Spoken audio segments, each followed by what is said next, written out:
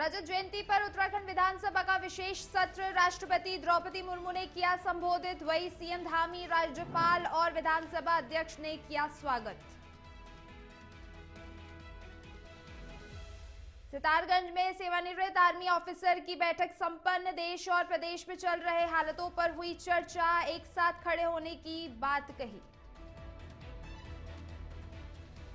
देहरादून में 3 दिवसीय स्पर्श हिमालय महोत्सव की शुरुआत, कर्नाटक के राज्यपाल ने दीप प्रज्वलित कर किया उद्घाटन। वहीं सांस्कृतिक और रंगारंग कार्यक्रमों से महोत्सव हुआ रोशन। हरिद्वार के रुड़की में चलती कार बनी आग का गोला, चालक ने कूदकर बचाई अपनी जान। फायर ब्रिगेड ने बड़ी मशक्कत के बाद पाया काबू।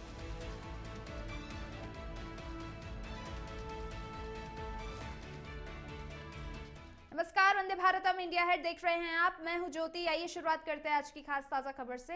राष्ट्रपति द्रौपदी मुर्मू अपने 3 दिवसीय उत्तराखंड दौरे के दूसरे दिन यानी विधानसभा पहुंची। यहां उन्होंने विधानसभा के विशेष सत्र को संबोधित किया।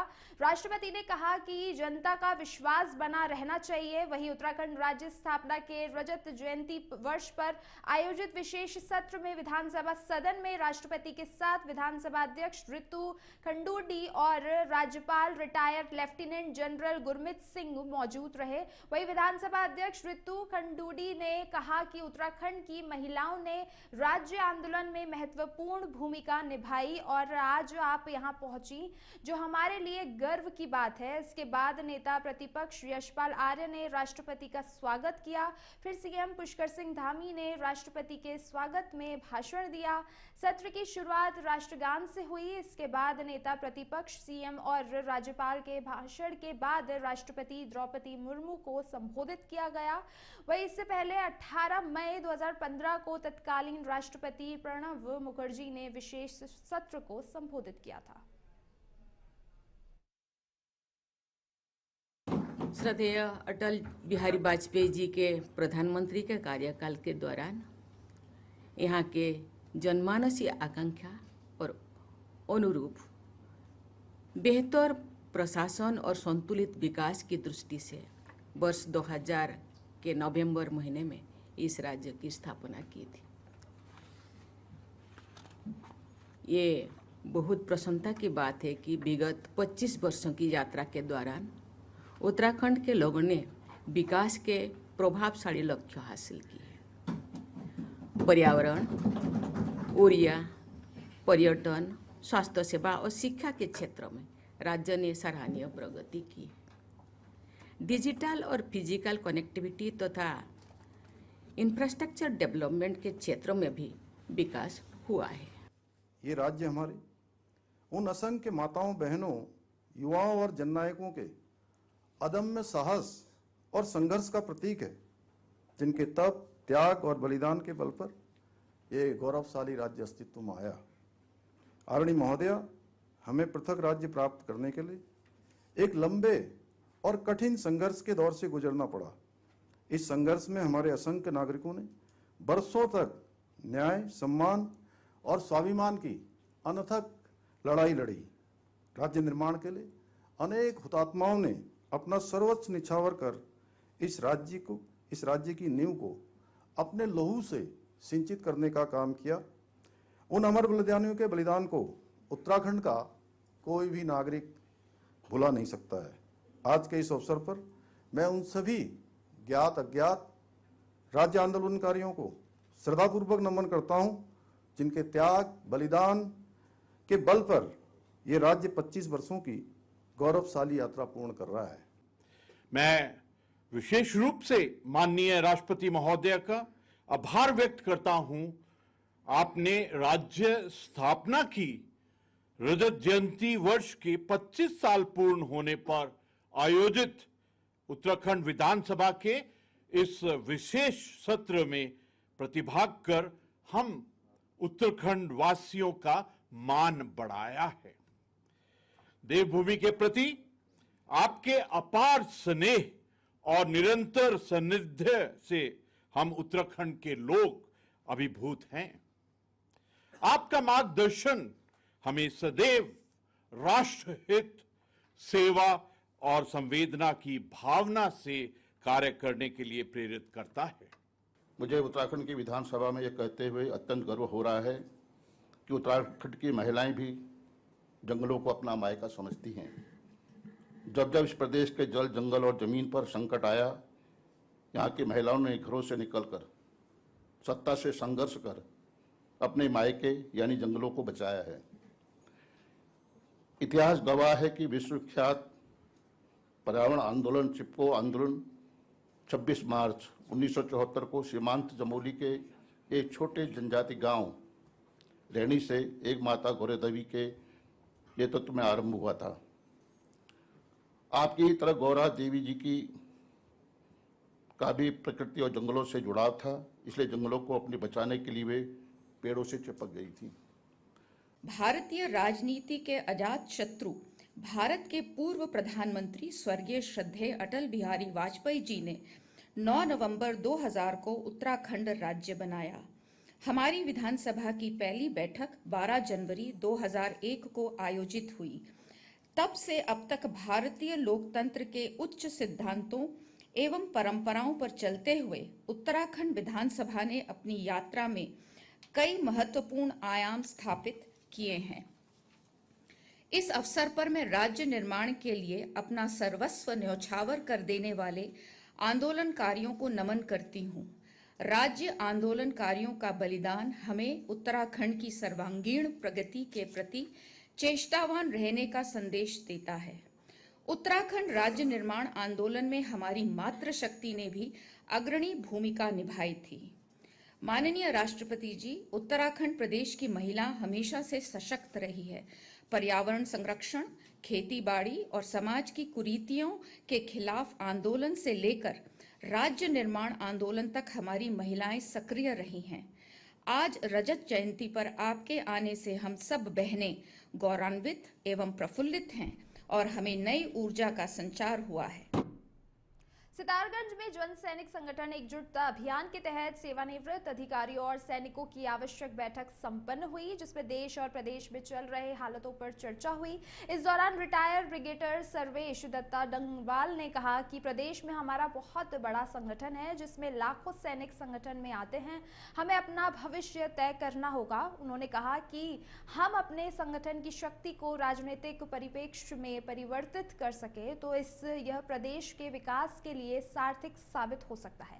उन्होंने कहा कि कुमाऊं और गढ़वाल में तमाम ऐसे संगठन हैं जो इस क्षेत्र में कार्य कर रहे हैं।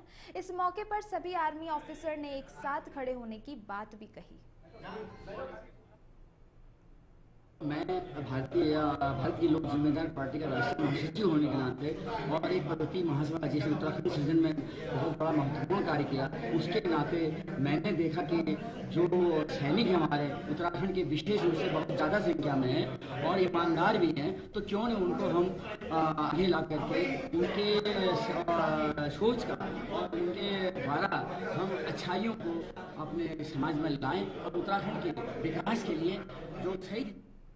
और वहीं राष्ट्रपति द्रौपदी मुर्मू ने शनिवार को राजपुर रोड स्थित राष्ट्रपति निकेतन में आने वाले विजिटर्स की सुविधाओं के लिए 9 करोड़ की लागत से तैयार फुट ओवर ब्रिज और घुड़सवारी क्षेत्र का लोकार्पण किया। इन दोनों परियोजनाओं से राष्ट्रपति निकेतन परिसर में आधुनिकता, सुरक्षा और विरासत का अद्भुत संगम देखा गया। राजपुर रोड पर बने 105 फीट लंबे पैदल पुल से राष्ट्रपति निकेतन और राष्ट्रपति उद्यान को जोड़ा गया है, जिसपे लोक निर्माण विभाग ने लगभग 9 करोड़ की लागत से बने पैदल पुल को हिमालय वास्तुकला पर तैयार किया है। पैदल पुल पर व्यस्त राजपुर रोड पर लोगों की सुरक्षा के लिए एक विकल्प बन गया है। इसके बाद राष्ट्रपति ने राष्ट्रपति निकेतन परिसर में 0.7 एकड़ में घुड़सवारी क्षेत्र विकसित किया गया, जो राष्ट्रपति के विजिटर की ऐतिहासिक परंपरा का प्रतीक है। वहीं CPWD के माध्यम से निर्मित इस आधुनिक क्षेत्र में 8 घोड़ों की क्षमता वाला अस्तबल, उपचार कक्ष, स्नान व चारा कक्ष, विजिटर्स के लिए देखने के लिए विशेष गलियारा तैयार किया गया। वहीं राष्ट्रपति निकेतन अब आम आगंतुकों के लिए सोमवार को छोड़कर प्रतिदिन सुबह 9 बजे से शाम 5 बजे तक खुला रहेगा। वहीं यहाँ विजिटर्स को राष्ट्रपति सर्किट का समृद्ध अनुभव देने के लिए टूर गाइड की भी व्यवस्था की गई है। इस मौके पर राज्यपाल सेवानिवृत्त लेफ्टिनेंट जनरल गुरमीत सिंह और मुख्यमंत्री पुष्कर सिंह धामी भी मौजूद रहे। वहीं देर शाम राष्ट्रपति ने उत्तराखंड सांस्कृतिक विभाग द्वारा आयोजित सांस्कृतिक संध्या में भी शिरकत की।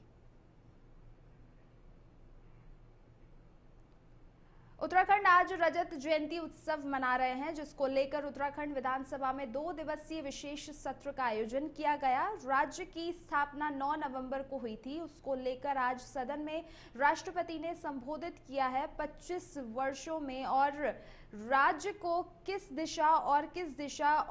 दिशा में ले जाना, उन तमाम पहलुओं पर कहीं ना कहीं चर्चा हुई। इस मौके पर नेता प्रतिपक्ष यशपाल आर्य ने कहा, एक तरफ राज्य वीडियो को बधाई दी, वहीं दूसरी तरफ कई सवाल भी 25 सालों के राजनीतिक कार्यालय पर उठाए। नेता प्रतिपक्ष यशपाल आर्य का कहना है कि जिन सपनों को लेकर राज्य बनाया गया था, उसमें से बहुत सारे सपने अभी अधूरे रह गए हैं। राज्य में कांग्रेस और बीजेपी की सरकारी रही है, लेकिन आंदोलनकारी ने जो सपना देखा था उस पर बीजेपी सरकार पूरा नहीं कर पाए।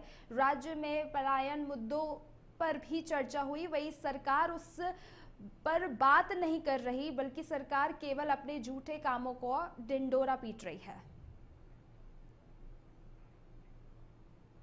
खबर देहरादून से है, जहां कैबिनेट मंत्री सुबोध उनियाल ने कहा कि विधानसभा में महामहिम राष्ट्रपति द्रौपदी मुर्मू का संबोधन राज्य के इतिहास का एक ऐतिहासिक और गौरवशाली क्षण है। उन्होंने बताया कि यह पल उत्तराखंड की लोकतांत्रिक यात्रा में स्वर्ण अक्षरों में दर्ज हो गया। वहीं सुबोध उनियाल ने बताया कि पिछले 25 वर्षों में कांग्रेस और भाजपा दोनों को राज्य में शासन का अवसर मिला और अब समय है कि सभी दल मिलकर आगामी 25 वर्षों के विकास का रोड मैप तैयार करें। उन्होंने यह भी कहा कि प्रधानमंत्री नरेंद्र मोदी के 2047 के विकसित भारत के संकल्प को साकार करने में उत्तराखंड को अग्रणी भूमिका निभानी होगी। और मंत्री ने यह भी कहा कि राष्ट्रपति का यह संबोधन केवल औपचारिकता नहीं, बल्कि राज्य को आत्मनिर्भर और सशक्त बनाने की दिशा में प्रेरक संदेश देता है। सितारगंज के चौधरी मार्केट में सतीश सिंह की परचून की दुकान में सुबह लगभग 3:30 पर आग लग गई। दुकान मालिक ने बताया कि रात को दुकान बंद कर चले गए थे, लेकिन सुबह फोन आने पर पता चला कि दुकान में धुआं और आग है। जब वे पहुंचे तो जांच करने पर सामने आया कि आग बिजली के शॉर्ट सर्किट के कारण लगी थी। लगभग 30,000 रुपए का सामान जलकर राख हो गया। वहीं समय रहते आग पर काबू पा लिया गया और दुकान का अन्य सामान सुरक्षित बचा लिया गया। प्रदेश सरकार 25 वर्ष पूर्ण होने पर रजत जयंती कार्यक्रम की तैयारियों में जुटी हुई है। वहीं अल्मोड़ा जिले के चौखुटिया ब्लॉक में लोग बदहाल स्वास्थ्य सेवाओं को लेकर पिछले 1 महीने से धरना और आमरण अनशन कर रहे हैं। वहीं ग्रामीणों ने सरकार का ध्यान आकर्षित करने के लिए मुख्यमंत्री और स्वास्थ्य मंत्री आवास तक पदयात्रा करने का निर्णय लिया। वहीं इस पदयात्रा में आज 11वें दिन डोईवाला पहुंचे, जहां से देहरादून के लिए रवाना हुई। पदयात्रा में शामिल लोग आज परेड ग्राउंड में रात्रि विश्राम करेंगे और कल सुबह मुख्यमंत्री आवास व स्वास्थ्य मंत्री आवास पहुंचकर अपनी मांगों को लेकर ज्ञापन सौंपेंगे। इतना बड़ा गंभीर मुद्दा है जिसको आज तक लोगों ने अनदेखा किया। मैं साधुवाद देना चाहता हूं पूर्व सैनिक भुवन कटेच जी को, जिन्होंने इस पर गंभीर चिंतन किया और कई लोगों को सोचने पे मजबूर किया कि 25 वर्ष में जो हमारे अस्पतालों की व्यवस्था है, डॉक्टर नहीं है, कहीं उपकरण नहीं है, तो इसका समाधान क्या है। ये पदयात्रा केवल एक अस्पताल के लिए नहीं निकली हुई है, सारे सीएचसी का हाल ऐसा ही है, कहीं डॉक्टर नहीं है, कहीं उपकरण नहीं है। हमने जब 2 अक्टूबर को गेवार घाटी चौखुटिया में आमरण अनशन की शुरुआत करी थी, हमारे बड़े भाई भुवन कटैच जी ने इस आंदोलन को जन्म दिया है। उनके नेतृत्व में आज 1 माह 2 दिन हमारे इस आमरण अनशन को हो गए हैं और 11वां दिन हमारा आज ये पद पैदल यात्रा हमारी चौखुटिया से निकलकर देहरादून सीएम आवास और धन सिंह रावत स्वास्थ्य मंत्री जी के आवास पर हमने ये गूंज उठाई है। 25 साल से इस सत्ता का सुख भोग रहे हैं वो सभी इसके दोषी हैं, ये हमें समझना पड़ेगा। हम कई समय से नारे लगा रहे हैं, बता भी रहे हैं कि धन सिंह रावत आंखें खोल आंखें खोल, धामी आंखें खोल, ये नारा मैं समझ रहा हूँ कि ये नारा गलत है। उन्होंने तो अपनी आंखें खोल रखे हैं। आप उनका बायोडाटा हिस्ट्री चेक कीजिए, क्या थे हमारे जैसे एक नॉर्मल होंगे, आज उनकी कितनी करोड़ की प्रॉपर्टी पूरी उत्तराखंड के मूल। खबर डोईवाला से है, जहां थाना लेखा गांव में 3 दिवसीय स्पर्श हिमालय महोत्सव का भव्य आगाज हो गया है। पहले दिन कर्नाटक के राज्यपाल सहित कई हस्तियों ने दीप प्रज्वलित कर कार्यक्रम की शुरुआत की। इसके बाद सांस्कृतिक और रंगारंग कार्यक्रम प्रस्तुत किए गए। शाम को प्रसिद्ध गायक कैलाश खेर अपनी प्रस्तुति देंगे। वहीं 4 नवंबर को मॉरिशस के पूर्व राष्ट्रपति और अन्य हस्तियां कार्यक्रम में शामिल होंगी, जबकि 5 नवंबर को महोत्सव का समापन होगा, जिसमें राज्यपाल लेफ्टिनेंट जनरल गुरमीत सिंह और मुख्यमंत्री पुष्कर सिंह धामी मौजूद रहेंगे। इस महोत्सव में देश विदेश के लेखक, फिल्मी और राजनीतिक हस्तियों के साथ बड़ी संख्या में लोग शामिल हुए हैं।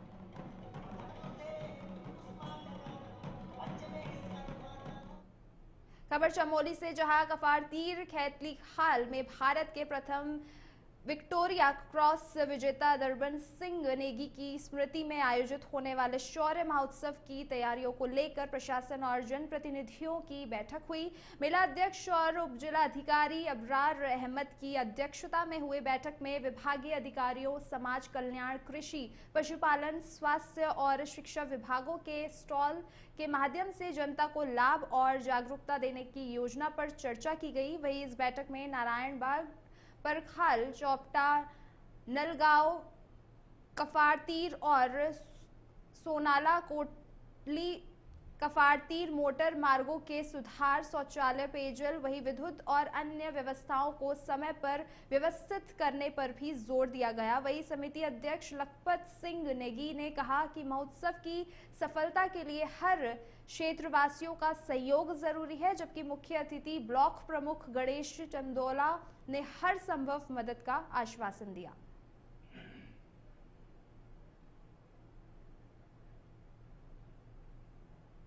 7वां शौर्य महोत्सव का आयोजन प्रारंभ हो गया है और आज विकासखंड मुख्यालय पर उप जिलाधिकारी थराली नारायण के अध्यक्षता में संबंधित विभागों का और कमेटी के शौर्य महोत्सव कमेटी के सदस्यों की जो बैठक हुई, उसमें तय किया गया है कि इस वर्ष शौर्य महोत्सव को बड़े अच्छे ढंग से, बड़ा भव्य रूप में मनाने का जो निर्णय लिया गया है, उसमें मैं सभी का दिल की गहराई से आभार व्यक्त करता हूं। जो हमारा प्रथम विक्टोरिया क्रॉस का जो मेला शौर्य महोत्सव के नाम से जो मेला लगता है, इसकी आज एक बैठक थी जिसमें कि विभागों को निर्देशित किया गया है। जैसे हमारे पीडब्ल्यूडी के हैं, उनके लिए रोड से संबंधित अपने नलगांव टू खैतोली वाली रोड जिसकी स्थिति जर्जर बनी हुई है, तो उनको निर्देशित किया गया है उप जिलाधिकारी के माध्यम से कि वो रोड को तत्काल प्रभाव से वहाँ पर ठीक करेंगे। इसमें संबंधित विभाग को निर्देशित किया गया है कि प्रत्येक विभाग अपना जो जिम्मेदारी दी गई है वो जिम्मेदारी पूर्ण करें और अधिकतर विभाग इसमें स्टॉल लगाएंगे। स्टॉल और इस तरीके से लगने चाहिए ताकि हमारा जो। और वही खबर चमोली से है। चमोली के नारायणगढ़ विकास खंड में चिन्हीकरण से वंचित राज्य आंदोलनकारियों ने उप जिलाधिकारी अबरार अहमद के माध्यम से मुख्यमंत्री को ज्ञापन भेजा। नारायणबगढ़ अध्यक्ष दलबीर सिंह रावत के नेतृत्व में यह ज्ञापन राज्य स्थापना दिवस के अवसर पर सभी वंचित आंदोलनकारियों का नाम सूची में दर्ज कर प्रमाण पत्र निर्मित करने की मांग को लेकर दिया गया। वही आंदोलनकारियों ने कहा कि 1994 से उत्तराखंड राज्य आंदोलन में उनकी सक्रिय भूमिका रही, लेकिन आज तक उनका नाम सूची में नहीं आया। उन्होंने चेतावनी दी कि यदि उनकी मांग नहीं मानी गई तो वे स्थापना दिवस को काला दिवस मनाकर आत्मदाह करने पर मजबूर होंगे। वही ज्ञापन में दलबीर सिंह रावत, सुरेंद्र सिंह नेगी, पुष्कर सिंह, धर्म सिंह, हरेंद्र सिंह, खीम सिंह नेगी, रघुवीर सिंह नेगी, रामानंद भट्ट और रणजीत सिंह रावत सहित अन्य आंदोलनकारियों ने हस्ताक्षर किए हैं। उत्तराखंड राज्य आंदोलनकारी का जो ज्ञापन है ये दिया है इन्होंने। उनकी मांगे हैं कि हमें भी इसमें शामिल किया जाए, प्रमाण पत्र निर्गत किया जाए। तो ये माननीय मुख्यमंत्री महोदय को संबोधित है, तो इसको अग्रिम कार्रवाई हेतु घोषित कर दिया जाए। हमारी जो आज जो मांग है, हम उत्तराखंड राज्य में वो सक्रिय राज्य आंदोलनकारी हैं कि जो आज तक वंचित है। हमने पूरे आंदोलन में विकासखंड नाड़गढ़ जनपद चमोली में आंदोलन का गठन करके यहाँ पे टीमें बनाई, जनता को इकट्ठा किया, तुम्हारा पौड़ी कूच किया, मुजफ्फरनगर कूच किया, दिल्ली कूच के लिए गए, वहाँ पे जो है यातनाएं सही, लेकिन हम तो अब आ गए हैं। हम आज तक, ये भाई साहब की बस टूटी, ये भाई साहब की बस वहाँ पे बर्बाद हुई, कई लोग हैं, हम लोग अब आ गए, हमारा कहीं।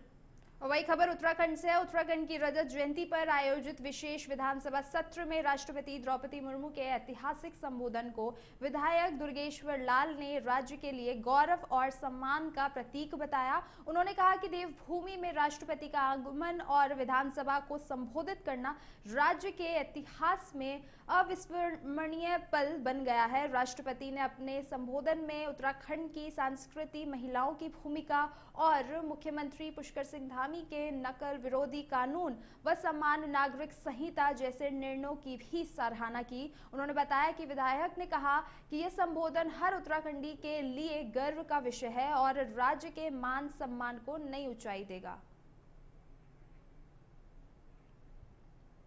धर्मनगरी हरिद्वार आगामी 5 नवंबर को होने वाले कार्तिक पूर्णिमा स्नान के मद्देनजर हरिद्वार में सिटी मजिस्ट्रेट कुसुम चौहान के नेतृत्व में अतिक्रमण हटाया गया, वहीं अभियान भी चलाया गया। यह अभियान मुख्य रूप से भीड़ को देखते हुए संवेदनशील स्थानों पर केंद्रित रहा ताकि स्नान पर्व के दौरान किसी भी प्रकार की अप्रिय घटना को रोका जा सके। वहीं सिटी मजिस्ट्रेट कुसुम चौहान ने बताया कि भीड़ की संभावना को देखते हुए हर की पौड़ी और इसके आसपास के मुख्य क्षेत्रों जैसे बाजार और संवेदनशील स्थानों से अतिक्रमण हटाने की कार्रवाई की जा रही है। वहीं इस अभियान में स्नान पर्व पर आने वाले लाखों श्रद्धालुओं की सुरक्षा और सुगम आवाजाही सुनिश्चित करने के लिए एक महत्वपूर्ण कदम उठाया गया है। 5 तारीख को कार्तिक पूर्णिमा स्नान आने वाला है। इसको देखते हुए हमारे द्वारा जो भी भीड़ को देखते हुए संवेदनशील स्थान हैं, ऐसे सभी स्थानों से जैसे हर की पैड़ी और इसके आसपास के क्षेत्रों से अतिक्रमण हटाए जाने की कार्रवाई की जा रही है, ताकि जब हमारी कार्तिक पूर्णिमा में अगर भीड़ बढ़ती है तो किसी भी तरह की कोई अप्रिय। उधम सिंह नगर जिले के दिनेशपुर में श्री पुलन कुमार विश्वास प्राथमिक स्वास्थ्य केंद्र लगभग 2.5 लाख आबादी वाले क्षेत्र के लिए सरकारी अस्पताल के रूप में संचालित है, लेकिन यहां 3 महीने से कोई स्थायी डॉक्टर नहीं है। एक महिला डॉक्टर सप्ताह में सिर्फ 1-2 दिन आती है, लेकिन विभागीय काम के कारण अधिकांश समय अनुपस्थित रहती है। इसके कारण सैकड़ों मरीज ओपीडी में आने के बाद बिना दिखाए घर लौट जाते हैं। खासकर महिलाएं डिलीवरी के लिए 15 किलोमीटर दूर रुद्रपुर या हल्द्वानी के अस्पताल तक जाने को मजबूर है, जिससे कई मामलों में खतरा या मौत भी हो चुकी है। अस्पताल में न तो स्थायी स्टाफ नर्स है और न ही वार्ड बॉय, जबकि बिल्डिंग भी जर्जर स्थिति में है। पूर्व विधायक प्रेमनंद महाजन और स्थानीय लोग सरकार की उपेक्षा पर नाराज है और अस्पताल में तुरंत डॉक्टर और स्टाफ नियुक्त करने की मांग कर रहे हैं ताकि आपात स्थिति में मरीजों को सही इलाज मिल सके।